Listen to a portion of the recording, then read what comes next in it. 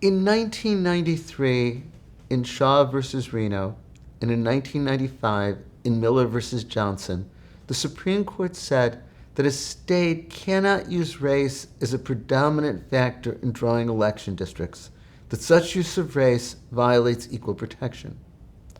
On the other hand, Section 2 of the Voting Rights Act of 1965 says that state and local governments cannot have election systems or practices that have discriminatory effect against voters of color.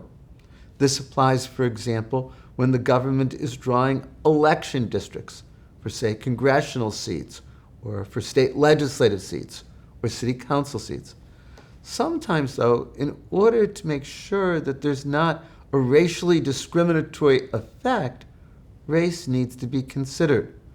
So there is a tension between Section 2 of the Voting Rights Act that may require race to be considered to ensure there's not a discriminatory effect, and equal protection that says that race can't be a predominant factor.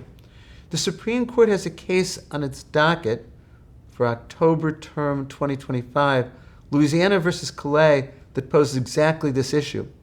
Interestingly, it was a case that was argued in the prior term of the Supreme Court, not decided and put over for re-argument.